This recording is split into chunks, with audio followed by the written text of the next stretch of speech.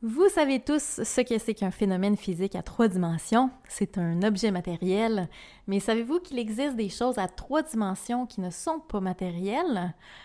Non, je vous parle pas de fantômes, mais de phénomènes dans les domaines psychologiques et abstraits. C'est en écoutant cet épisode de la folle théorie que vous allez savoir ce que c'est.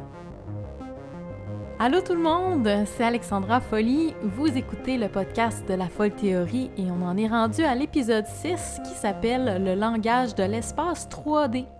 Alors vous allez voir que le sujet de cet épisode-là, eh bien c'est le sujet. Non, c'est pas une erreur, j'ai bien dit que le sujet c'est le sujet, mais il faut écouter l'épisode pour comprendre. Dans les deux épisodes précédents, on a fait l'analyse sémantique des phénomènes 1D quantitatifs et des phénomènes 2D qualitatifs. On a vu comment ces notions-là de quantité et de qualité s'expriment dans le langage et ça nous a permis de mettre en évidence des correspondances dans les domaines physiques, psychologiques et abstraits. En passant, si vous n'avez pas écouté les épisodes précédents, je vous invite vivement à le faire parce que ça va vous permettre de mieux suivre le fil.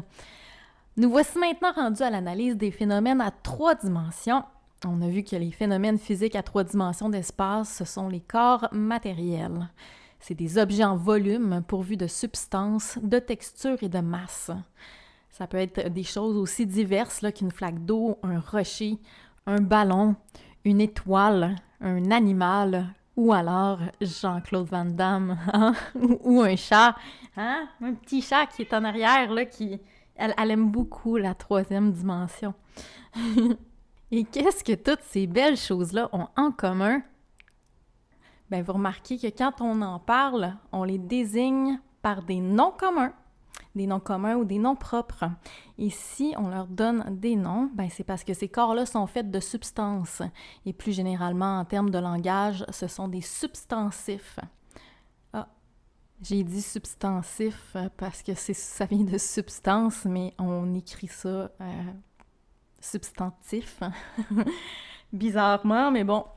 Donc, ce sont des substantifs à cause du latin, là, probablement. Substance, substantif. Ces mots-là ont la même racine étymologique que le mot sujet.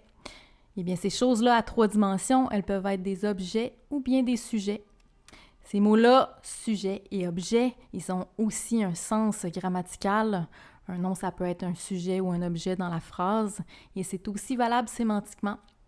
Un corps, ça peut être un objet comme un ballon, ou bien un sujet, un merveilleux sujet comme Jean-Claude Van Damme. Mais dans le cas de Jean-Claude, on peut dire aussi un être. Alors, voici notre vocabulaire pour les phénomènes à trois dimensions.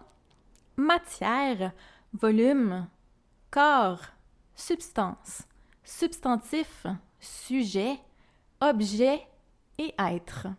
Et voici maintenant notre induction. Les phénomènes à trois dimensions d'espace correspondent au champ sémantique des entités. Les entités, c'est des ensembles à trois dimensions qu'on peut distinguer les uns des autres sur la base de leurs attributs et de leurs caractéristiques, ou si vous préférez, de leur configuration. Autrement dit, la manière dont elles sont déployées dans l'espace. Donc, une dimension, c'est les quantités, deux dimensions, c'est les qualités, et trois dimensions, c'est les entités. Voyons maintenant qu'est-ce que c'est que les entités dans le domaine abstrait, c'est-à-dire dans l'univers de la pensée.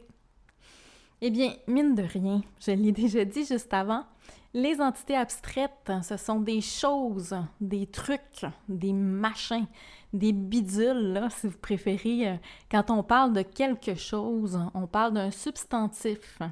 C'est tout ce qui a une configuration et des attributs dans l'espace, que ce soit un sujet ou un objet. Notez qu'on peut aussi parler du sujet ou de l'objet d'une conversation.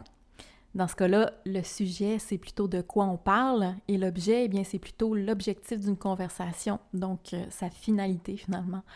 Le sujet et l'objet, ça forme le propos et à propos, une pensée elle-même, ça peut être un substantif. La pensée, elle se produit dans l'espace psychique et elle a des attributs qui la caractérisent.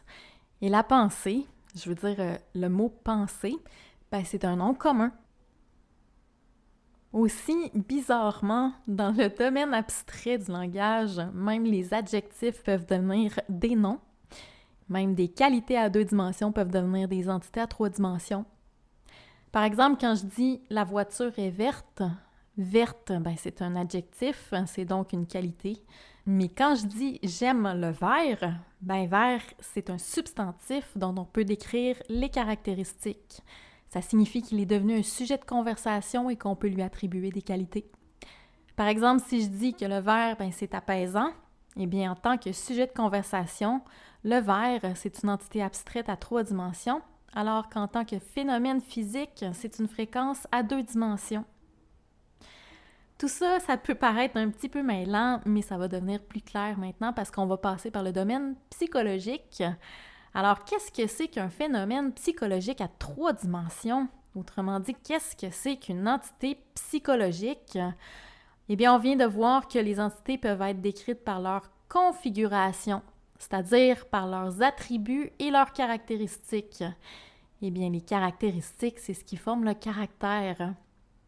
Un objet physique peut avoir un caractère physique. Par exemple, un ballon a un caractère physique rond. Eh bien, dans le domaine psychologique, une entité, c'est un caractère psychique. Et le caractère, c'est bien ça qui définit un sujet psychologiquement. Donc, dans le domaine psychologique, un caractère, c'est un phénomène qui a 3 dimensions. Ce n'est pas physique, c'est immatériel en fait, mais le caractère de quelqu'un, ça a quand même 3 dimensions. Notez qu'en anglais, d'ailleurs, le mot « character » peut désigner un ensemble de traits psychologiques et aussi un personnage, donc un être. Alors, on retrouve bien cette idée que le caractère et l'être au sens large, c'est fortement lié. Si on revient maintenant à ce que sont une entité et un substantif, eh bien, c'est tout simplement quelque chose qui a un caractère au sens large. Un phénomène 3D dans le domaine psychique, c'est un caractère psychique ou quelque chose qui a un caractère, c'est-à-dire quelque chose qui est configuré d'une certaine façon. Ça en fait une infinité de choses et c'est pour ça qu'on ne manque pas justement de sujets de conversation. Si vous le pouvez, je vous suggère de consulter les tableaux qui accompagnent la transcription de l'épisode sur le site lafollethéorie.com. Vous allez mieux comprendre ce qui suit. Jusqu'ici, l'analyse sémantique qu'on a fait, eh bien, on peut dire que c'est de l'analyse horizontale, c'est-à-dire que pour un même nombre de dimensions, donc sur la même ligne d'un tableau, on a cherché des correspondances d'un domaine à l'autre, c'est-à-dire d'une colonne à l'autre. On avait la colonne domaine physique, colonne domaine psychologique et colonne domaine abstrait. Maintenant, je vais vous montrer un petit peu comment les ensembles dimensionnels sont emboîtés les uns dans les autres et comment ils se combinent pour former de nouveaux ensembles. Je vais donc faire là de l'analyse verticale, c'est-à-dire que dans une même colonne de tableau, je vais vérifier comment les phénomènes des différentes lignes s'articulent les uns avec les autres pour former les phénomènes des lignes suivantes. Là c'est très abstrait comment je le dis, mais si vous avez le tableau là, sous vos yeux, ça va être très facile et clair. Donc, une fois que... en fait, allez voir les tableaux. C'est un podcast qui est auditif, mais visuel. Là, parfois, le visuel, ça c'est une image vaut 1000 mots. Donc, je vous conseille fortement de regarder la transcription de l'épisode sur le site lafollethéorie.com. Dans l'épisode 2, je vous ai parlé de la petite voiture verte. Je vous ai dit que petite, c'est un phénomène abstrait à une dimension. Ensuite, je vous ai dit que verte, c'est un phénomène apparent à 2 dimensions.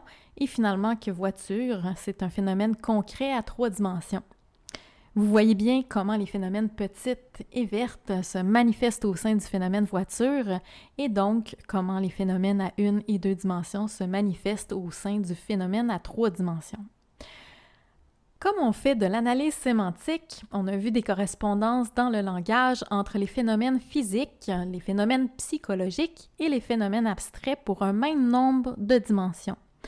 Alors, on peut s'amuser à faire des correspondances de combinaisons entre les phénomènes de différentes dimensions et ça, maintenant, on peut le faire dans d'autres domaines que le domaine physique et ça va nous permettre de vérifier des correspondances. On a défini 3 champs sémantiques qui correspondent à des nombres de dimensions. 1D, les quantités, 2D, les qualités et 3D, les entités. Donc, si je généralise, je peux dire qu'une entité, c'est une quantité de qualité. Entité 3D, c'est une quantité 1D de qualité 2D. Maintenant, dans le domaine psychologique, je peux dire qu'un caractère, c'est formé par une quantité d'émotions. Un caractère 3D, c'est des émotions 2D accumulées au cours d'une durée à une dimension. Et finalement, dans l'instant présent, un caractère 3D, c'est l'importance 1D des émotions 2D. Avec ces combinaisons-là, vous commencez à voir comment les structures de l'espace-temps ne sont pas uniquement physiques et qu'elles concernent aussi les sciences humaines. Là, c'est des petites maths, ça va commencer à se corser un petit peu plus, là, mais je vous le rappelle pour la 3e fois. Allez voir les visuels sur le site parce que ça va être vraiment très, très facile, là. C'est beaucoup plus facile à comprendre visuellement que juste à l'écoute. Alors, voici un petit résumé de l'épisode. En partant des phénomènes physiques, on a induit que les ensembles à 3 dimensions sont des phénomènes substantifs, c'est-à-dire des entités qui sont souvent désignées par des noms dans le langage. Ensuite, en recoupant ce champ sémantique-là des entités et des noms avec les champs sémantiques d'autres domaines, on a déduit que les phénomènes matériels 3D correspondent aux choses, aux machins et aux trucs dans le domaine abstrait, et ça, c'est valable qu'il s'agisse de sujets ou d'objets. Et finalement, on a vu que ça correspond au caractère dans le domaine psychologique, et ça, c'est valable qu'il s'agisse d'êtres ou de choses. Mais qu'est-ce qui leur arrive à tous ces sujets-là et ces objets-là dont on parle? Eh bien, ça se passe dans une dimension de plus. C'est la 4e dimension. Ça va être dans les prochains épisodes où on va voir les correspondances entre les phénomènes physiques, psychologiques et abstraits à 4, 5 et 6 dimensions. C'est là que vous allez réaliser que vous exprimez tous les jours des notions à 5 et 6 dimensions sans vous en rendre compte. Et c'est là aussi que le langage va venir nous aider pour mieux comprendre le monde complexe de la physique quantique. Merci d'avoir écouté cet épisode de La Folle Théorie. Si vous trouvez que c'est pas encore assez fou, attendez, je vous garantis que les prochains épisodes seront encore plus fous.